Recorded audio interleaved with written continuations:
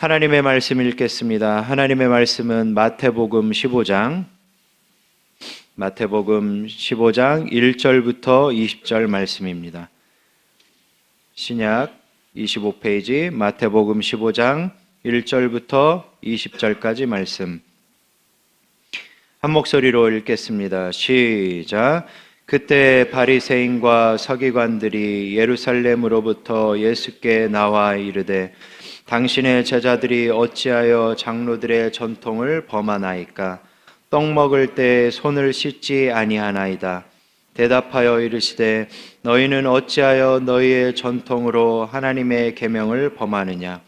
하나님이 이르셨으되 내 부모를 공경하라 하시고 또 아버지나 어머니를 비방하는 자는 반드시 죽임을 당하리라 하셨거늘 너희는 이르되 누구든지 아버지에게나 어머니에게 말하기를 내가 드려 유익하게 할 것이 하나님께 드림이 되었다고 하기만 하면 그 부모를 공경할 것이 없다 하여 너희의 전통으로 하나님의 말씀을 폐하는도다. 외식하는 자들아, 이사야가 너희에 관하여 잘 예언하였도다. 일러스되 이 백성이 입술로는 나를 공경하되 마음은 내게서 멀도다. 사람의 계명으로 교훈을 삼아 가르치니 나를 헛되이 경배하는도다 하였느니라 하시고 무리를 불러 이르시되 듣고 깨달으라.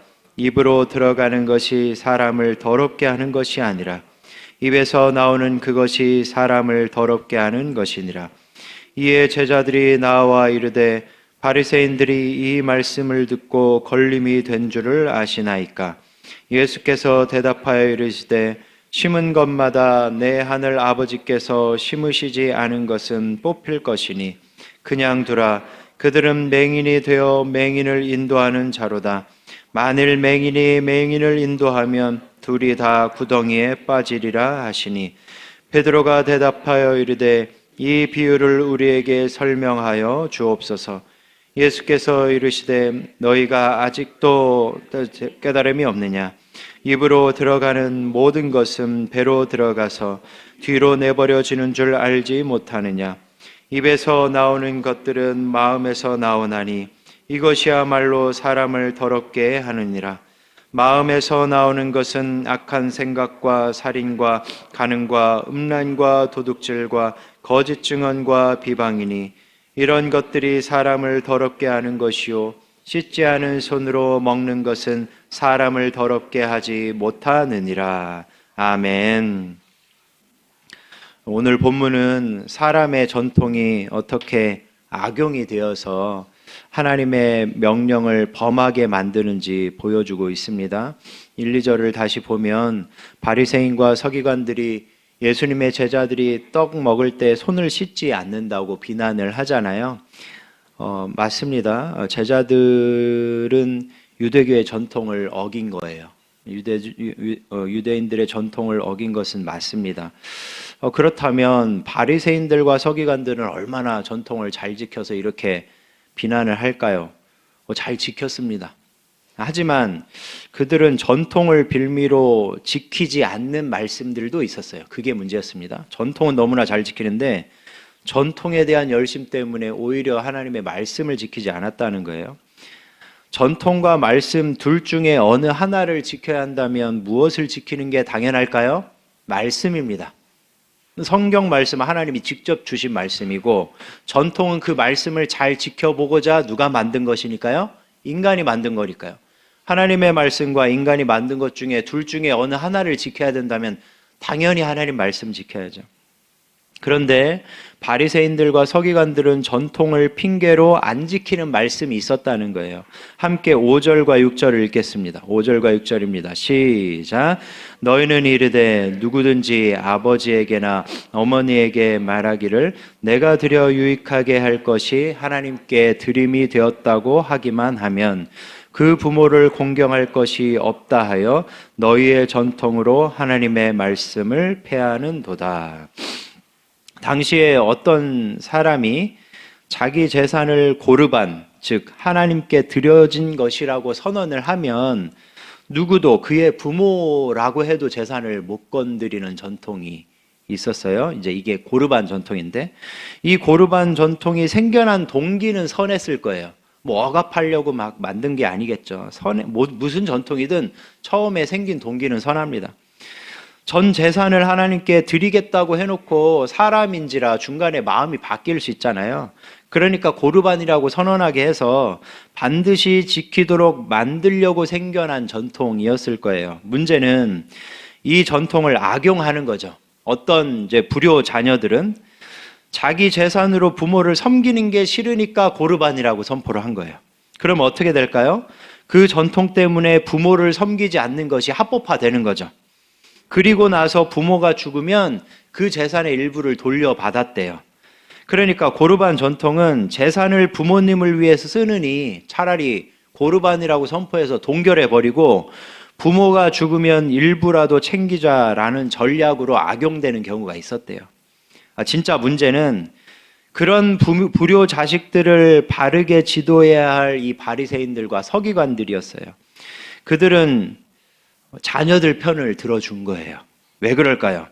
그 전통이 아무리 부모를 공경하라는 말씀을 어기는데 사용되어도 부모 공경보다는 하나님 공경이 더 우선이라고 생각되어지니까 그 전통을 반드시 지켜야 한다고 주장한 것입니다. 그리고 그 전통을 지켜야 그게 성전에 바쳐져서 자기들의 수입도 되잖아요.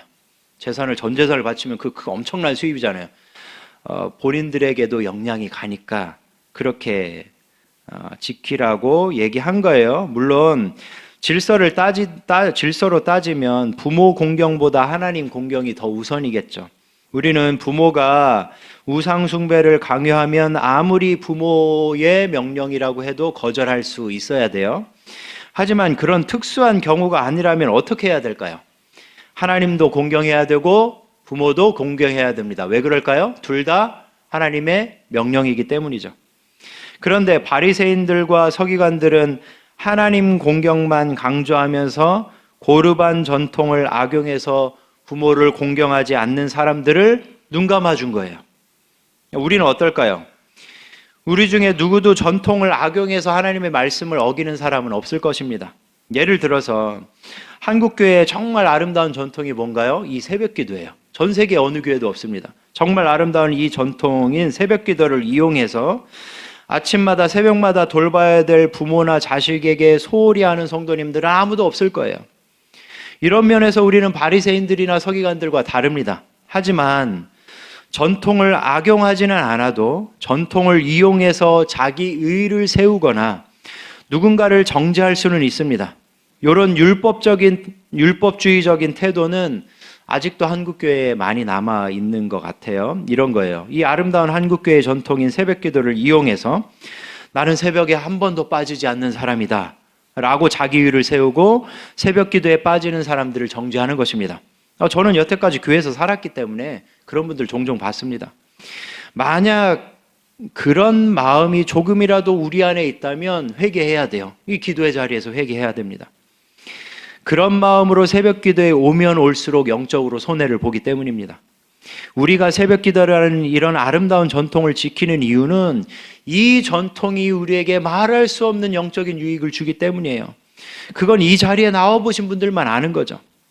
그래서 이왕이면 새벽 기도에 나와서 그 유익을 누리라고 우리가 이 전통을 권유하는 거지, 이 새벽 기도라는 전통으로 나를 드러내기 위해서 권유하는 게 아닌 거죠. 이렇게 따지면 다른 모든 전통들도 마찬가지입니다. 한국교회 또 유일한 전통, 수요 예배, 금요 기도회, 이것도 전 세계에 없는 전통이에요. 이런 전통들도 다 나의 의를 위해서 사용하는 어떤 수단으로 사용하는 것이 아니라 하나님과 이웃을 섬기는데 이용할 수 있는 그런 전통이 되길 간절히 소망합니다. 이제 예수님은 바리새인들이 시비를 걸었던 그 손을 씻고 먹는 전통에 대해서 가르쳐 주셔요. 우리 함께 18절부터 20절까지 함께 읽겠습니다. 18절부터 20절입니다. 시작. 입에서 나오는 것들은 마음에서 나오나니 이것이야말로 사람을 더럽게 하느니라. 마음에서 나오는 것은 악한 생각과 살인과 간음과 음란과 도둑질과 거짓 증언과 비방이니 이런 것들이 사람을 더럽게 하는 것이요 씻지 않은 손으로 먹는 것은 사람을 더럽게 하지 못하느니라. 아멘. 씻지 않는 손으로 먹으면 위생적으로는 더러울 수 있죠. 하지만 그것이 뭐까지 더럽히지는 않죠? 마음까지 더럽히지는 않습니다. 사람의 마음을 더럽히는 것은 이미 그 마음에 있습니다. 예수님이 나열하셨죠. 악한 생각, 살인, 간음, 음란, 도둑질, 거짓 증언, 비방, 이런 것 외에도 수많은 것들이 우리 마음에 싹들이 다 심겨져 있죠. 따라서 누군가 무슨 말을 하고 어떤 표현을 하느냐를 가만히 들어보면 그 사람의 마음도 어떠한지를 알 수 있습니다. 물론 완전한 가식과 위선으로 자기를 포장해서 말은 정말 친절하게 부드럽게 또 경건하게 하는 것처럼 보일 수는 있겠죠. 하지만 지켜보면 다 이게 드러납니다. 결국에는 그게 위선인지 가식인지 그 사람의 마음에 뭐가 있는지는 말이나 행동이나 표정들을 다 보면 알 수가 있죠. 사람은 자기 마음에 쌓인 것을 말하고 표현하기 마련이에요. 중요한 것은 전통이 그런 마음의 문제를 다루지는 못한다는 거죠. 교회의 전통들은 우리의 몸을, 우리의 행위를 붙잡아줘요. 각종 예배와 이런 기도에는 우리의 행위를 이 장소와 시간에 묶어두죠. 그래서 우리 몸을 정결하게 해줘요.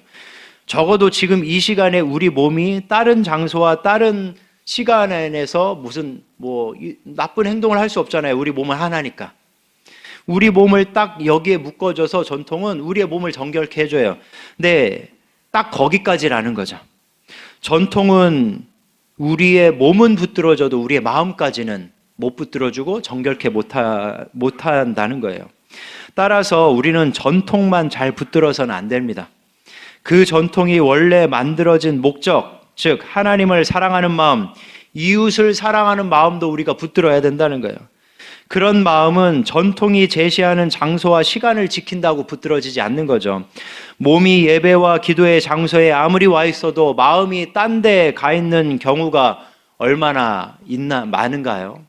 저도 그럴 때 많아요. 제가 예전에 설교할 때 예를 들었죠. 특히 찬양하는 시간에 찬양하다가 너무 익숙한 찬양이니까 그냥 생각은 딴 데 가 있는 거죠. 그 찬양으로 하나님을 높여드리고 그 찬양의 가사로 하나님과 대화할 수 있는데 딴 데 가 있고 내가 지금 잠시 후에 설교해야 되는데 그 부분 막 생각하면서. 그러니까 사실은 우리가 몸은 이 자리에 와 있어도 마음과 영혼이 딴 데 가 있는 경우가 얼마나 많아요. 우리의 마음은 누가 붙들어 주실까요? 성령님이 붙들어 주십니다. 성령님은 우리 마음에 있는 죄를 소멸하는 불이시고 말씀을 깨닫게 해주시는 지혜자시고 우리의 순종을 도우시는 보혜사이십니다. 그러니 몸이 여기 와 있을 때 마음을 성령님께 맡겨드리고 성령님을 의지해서 우리의 몸뿐만 아니라 우리의 마음까지 정결해지는 것을 경험하시길 간절히 소망합니다. 그래서 전통이 목적하는 바 우리의 마음까지 하나님을 섬기고 이웃을 섬기는 데까지 나아가는 우리의 전통 지킴이 되길 예수님의 이름으로 간절히 축원합니다.